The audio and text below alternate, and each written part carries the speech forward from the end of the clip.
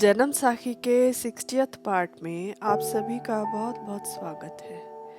अपनी यात्रा पर चलते हुए गुरु नानक देव जी एक ऐसे देश में पहुंचे जहां ना अन्न उगता था, ना ही वहां अग्नि जलती थी। वहां के रहने वाले खाने के लिए भेड़ का मांस खाते थे। वह भेड़ को मारकर उसका मांस एक पत्थर पर रखकर ऊपर एक और पत्थर रखते थे।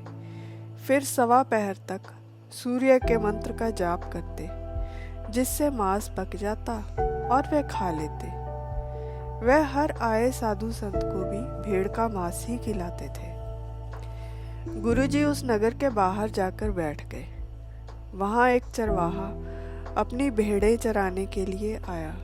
गुरुजी को बैठे देखकर वह भी उनके पास आकर बैठ गया और हाथ जोड़कर कहने लगा, हे संत जी, अगर आप कहो तो मैं एक भेड़ मारता हूँ। आप भोजन के लिए स्वीकार करो जी।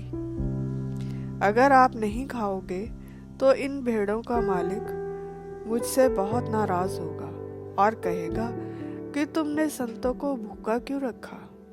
हे संत जी, यहाँ की यह रीत है कि जो भी साधु संत नजर आए उसको भेड़ मारकर खिलाओ, क्योंकि इस देश में अन्न और आग यह दोनों वस्तुएं नहीं होती। गुरुजी वहाँ के लोगों के साधु संतों के प्रति प्रेम से बहुत प्रसन्न हुए। उन्होंने उसका प्रस्ताव स्वीकार कर लिया और एक भेड़ मारने को कहा। उस चरवाहे ने एक भेड़ मारी और उसका मांस एक पत्थर पर रखकर ऊपर एक और पत्थर रख दिया। फिर सूर्य के मंत्र का जाप करने लगा। सवा पहर बीतने पर वह मांस पक गया तो उस चरवाहे ने गुरुजी से प्रार्थना की कि आप यह मांस खाओ। गुरुजी मुस्कुराए और बोले, इसकी हड्डियां और खाल इकट्ठी करके लाओ। चरवाहा सब कुछ इकट्ठा करके ले आया। गुरुजी ने कहा, उठ भेड़, घास चर। तुरंत वह भेड़ जीवित हो गई और उठकर घास चरने लगी। चरवाहा ये चमत्कार देखकर बहुत हैरान हुआ। फिर गुरुजी ने उसे आदेश दिया कि तुम नगर में जाकर किसी धनी व्यक्ति को बताओ और कहो कि नगर के बाहर एक संत आपको बुलाता है और प्रभु से आपको अन्न और आग दोनों दिलवा देगा। उनकी बात मान चरवाहा नगर में एक शाहूकार के पास गया और कहा, आपको नगर के बाहर एक संत बुलाता है जो आपको प्रभु से अन्न और आग दोनों दिलवा देगा, और मरी हुई भेड़ को जिंदा करने वाली बात भी बता दी। शाहूकार तुरंत उठकर उसके साथ चल दिया और गुरुजी के पास पहुंच गया। उसने विनम्रता पूर्वक नमस्कार की। गुरुजी ने उसे नगर से अन्न इकट्ठा करके लाने को कहा।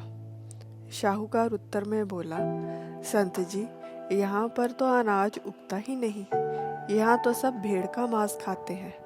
आप कहो तो मैं अभी ले आऊं। गुरुजी बोले, अगर आप प्रभु के नाम का सिमरन करेंगे तो अन्न और आग दोनों ही आपको दिलवा देंगे। शाहूकार बोला, अगर आप अन्न और आग दोनों दिलवा सकते हैं तो यहाँ सभी आपके शिष्य बन प्रभु का नाम जपेंगे। मैं यहाँ के राजा से बात करता हूँ, वह अवश्य इसका प्रबंध कर देंगे। और वह आज्ञा लेकर राजा के पास चला गया। उसने राजा को सारी बात बताई, जिसे सुन राजा अपने वजीरों सहित गुरुजी के पास पहुंच गया। गुरुजी ने उपदेश दिया, राजा जी, आप प्रभु की भक्ति ग्रहण करो, वह प्रभु आपको सब कुछ देगा। गुरुजी की आज्ञा मान राजा समेत प्रजा गुरुजी के शिष्य बने। गुरुजी ने उन्हें फिर से कुछ अन्न का प्रबंध करके लाने को कहा तो वह एक सेर गेहूं लेकर आ गए। गुरुजी ने गेहूं बीजने का आदेश दिया। उनका हुक्म मान उन्होंने गेहूं बीज दिया। इस बीच गुरुजी ने वहाँ एक धर्मशाला बनवाई और वहाँ कीर्तन होने लगा। सभी लोग वहाँ इकट्ठे हो प्रभु का नाम जपने लगे। कुछ समय बीतने के पश्चात वहाँ गेहूं की फसल लहलहाने लगी। जब फसल पककर तैयार हुई तो गुरुजी ने फसल काटकर दाने निकालने को कहा। जब उन्होंने दाने निकाले तो वहां गेहूं का भंडार लग गया। गुरुजी ने राजा को कहा, आप प्रभु का नाम लेकर फसल समय पर बीजा करो तो प्रभु सौभाग्य प्रदान करेंगे और तुम्हें अन्न की कभी कमी नहीं आएगी। फिर गुरुजी ने 2 पत्थरों को रगड़कर अग्नि पैदा की और कुछ पत्ते लकड़ियां जलाकर उन्हें आग दे दी। राजा और वहां उपस्थित सभी लोग बहुत प्रसन्न हुए कि जहां पर अन्न उगता ही नहीं था और ना ही आग जलती थी, वहां प्रभु का नाम लेने से दोनों चीजें आ गईं और उन्हें मांस खाने की बाध्यता से मुक्ति मिली। सभी के सिर गुरुजी के प्रति श्रद्धा से झुक गए। गुरुजी ने उन्हें हर आए संत की सेवा करने, गरीबों की पालना करने और तन मन धन से प्रभु का सिमरन करने को कहा। वहाँ के लोगों के प्रेम पूर्वक आग्रह पर गुरुजी ने कुछ समय वहाँ पर बिताया और फिर आगे चल दिए। आज के लिए बस इतना ही। फिर मिलेंगे एक नई वीडियो के साथ। तब तक के लिए विदा। यह वीडियो आपको कैसी लगी कमेंट सेक्शन में ज़रूर बताइएगा। लाइक, सब्सक्राइब और शेयर करना ना भूलें।